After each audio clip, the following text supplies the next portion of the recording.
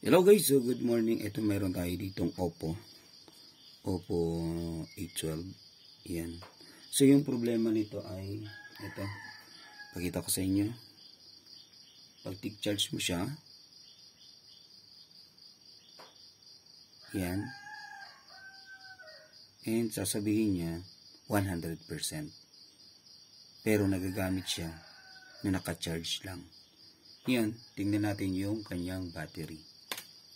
So usually, pag mga ganito, pwedeng damage yung battery or pwedeng yung fuse niya, i-jumper lang natin. Ayan, binaklas ko na siya gamit yung hot air, yung likod. Ito kasi, likod lang babaklasin mo dito sa mga ganitong design. Then, yun, hindi nakasama tong frame na to. Sige.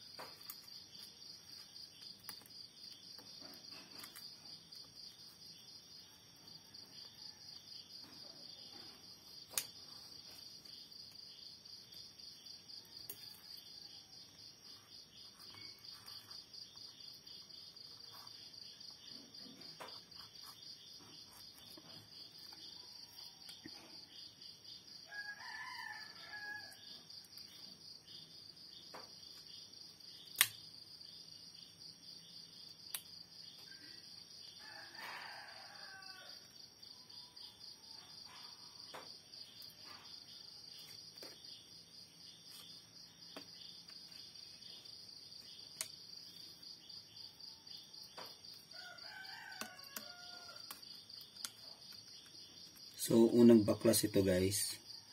So, we need to carefully do this process para di tayo mamroblema.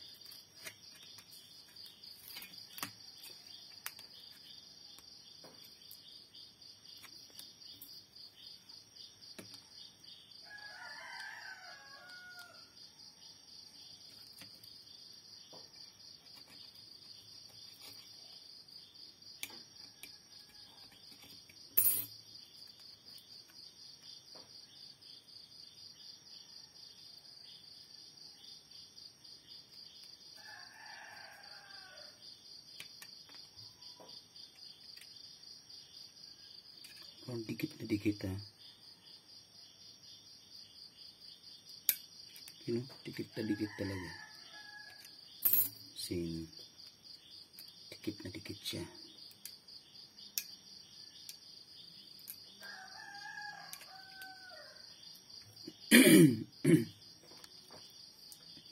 Kung kailangan pa natin baklasin yun.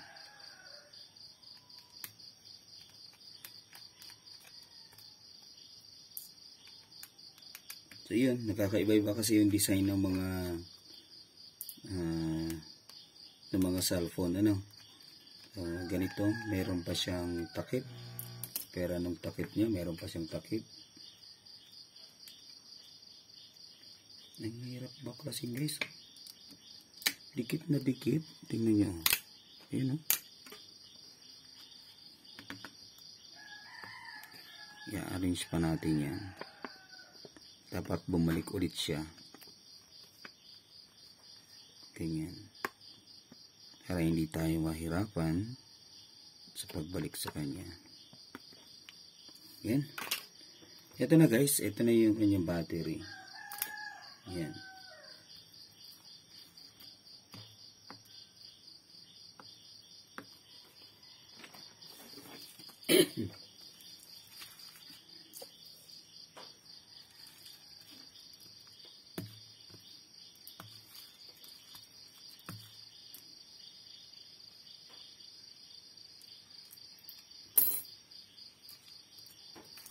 Hirap pag nagtanggal ka na ng kuko. I mean, pinutol mo na yung kuko mo. Dapat mahaba talaga yung kuko. Laki kasi ng daliri natin eh. Hirapan tayo kasi wala na tayong mahabang kuko. Yan.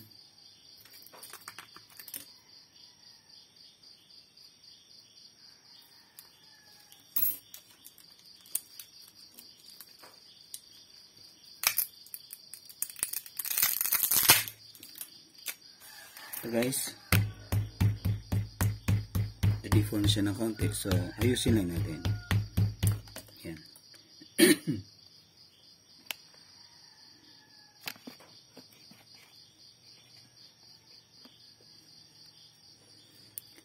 So gawin natin, baklasin natin to. Yan. Baklasin lang natin yan. Saan ba yung umpisa nito?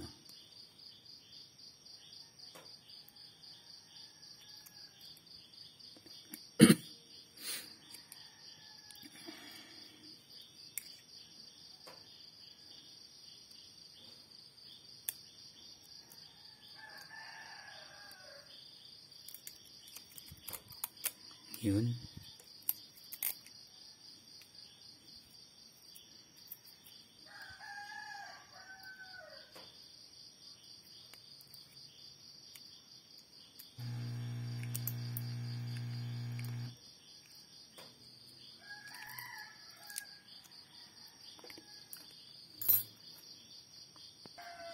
Okay, continue tayo. Nag-iingay na yung mga manok namin dito guys. Ayan, so it's early in the morning, 5:30. Ayan, 5:30 in the morning. So ginigising na lahat ng mga kapitbahay namin para magtrabaho na. So nagising tayo ng 4 o'clock. Then marami na tayo nagawa. Ayan, so belated happy Valentine's to all. Ano? So ito yung kailangan nating tanggalin. Ayan. So, fuse. So, yung fuse niya.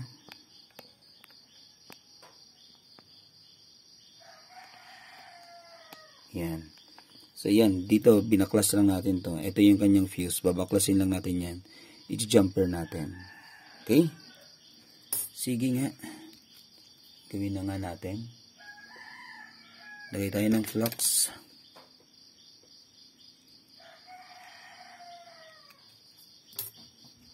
Baklasin na natin yung kanyang fuse.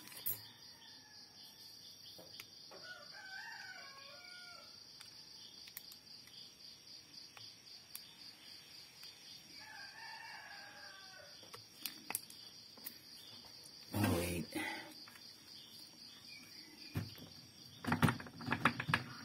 Hindi ko masyadong kita.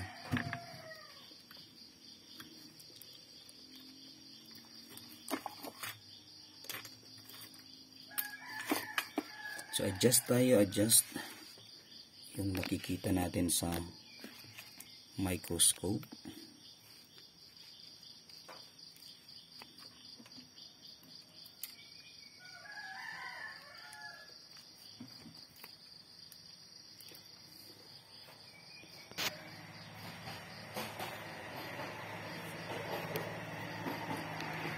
Yun guys, so babaklasin lang natin yung fuse.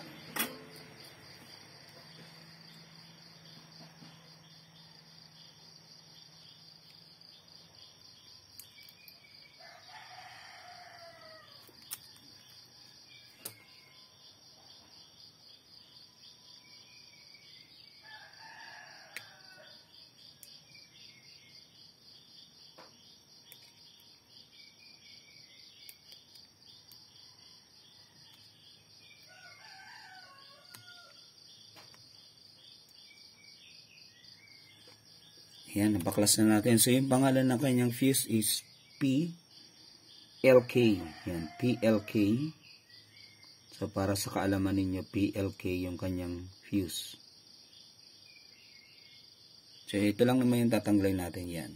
PLK. Then, palitan na natin. Lead na lang yung lagay natin. Pagdugtungin lang natin siya.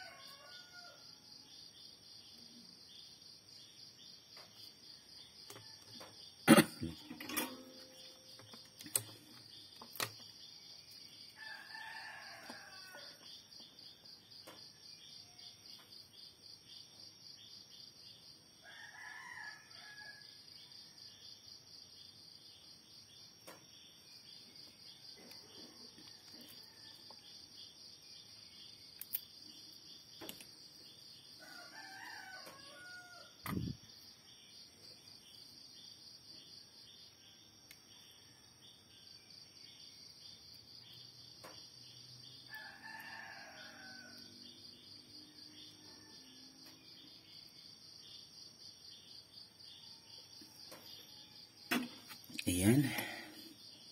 Alright. So, nilagyan lang natin siya ng lead para magkadugtong sila. So, wala na tayong mas maliit na lead pa eh.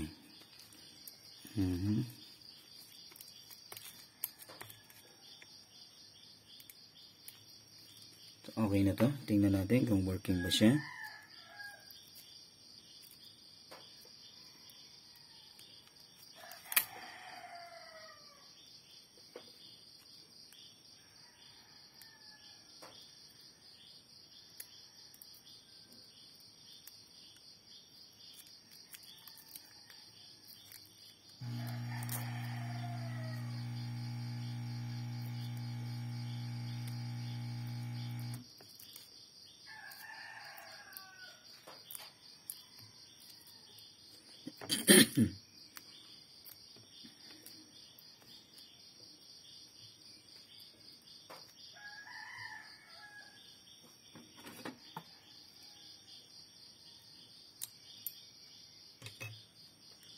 Balik na natin. Yan.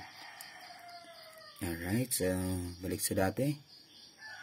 Sige. Ang ingay ng mga ano natin dito. Ang ingay nila.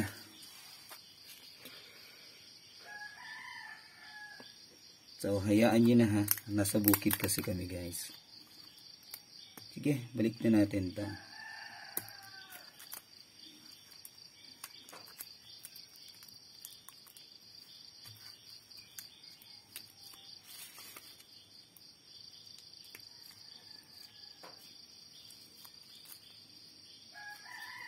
Yan, charge natin.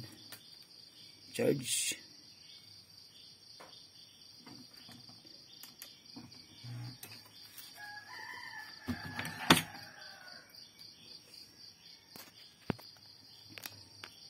Inuubo tayo. Medyo malamig talaga.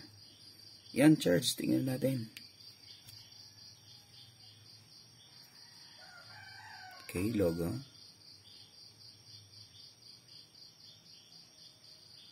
Yun, 80%, di ba? 80%. So, kanina 100% siya, di ba? Kasi, kapag yung fuse kasi, alam niyo na, kapag yung fuse shorted na, o hindi na siya fusible, o sabihin natin sumabog na, so, mayroon yan leak. So, mayroon diyang isang pyesa na nagko-control para hindi siya mag-distribute ng kuryente galing sa battery. Tingnan natin. Power on nga natin.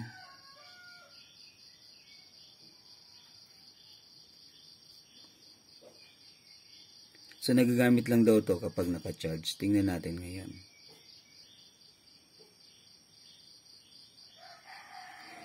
Normally and usually, yung mga Oppo cellphone, fuse yung mga problema ng battery niyan. Kahit pagkaano nakatagal yung mga unit na yan, talagang totally yung kanilang battery, hindi yan basta-basta nasisira. Mostly ha. mostly battery lang yan. Tingnan natin. Unplug. Ayun. Emergency call. Ayun. So 80% hindi na siya kagaya kanina na 100%. So ngayon, ito magagamit na to ni customer. Fuse lang. Pero kung mayroon naman kayong sirang battery, then may nakita kayong fuse na PLK,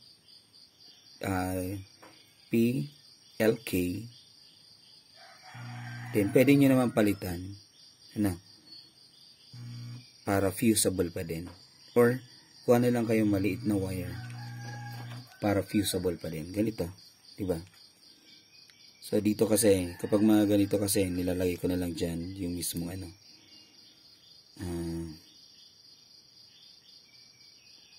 lead mismo. So wala namang problema yun lang, hindi na siya fusible. Pag nag-overcharge kasi, yun, yung fuse, usually siya palagi yung nasisira. So kaya ngayon, uulitin ko to, pinakita ko lang sa inyo kung gumagana ba siya or hindi. So papalitan natin siya ng wire, maliit na to, then para fusible pa din siya. Just in case na mag-overcharge or sabihin natin fluctuation of current, so palagi yung fuse pa din yung unang masisira dyan. Ayan guys, so sana may natutunan kayo sa video na to. Ayan, so good morning. Ayan, belated happy Valentine's to all. Ayan, nakapagpaputok na ba? Ayan, thank you, good morning, thank you. Yan, peace out guys, sana may natutunan tayo.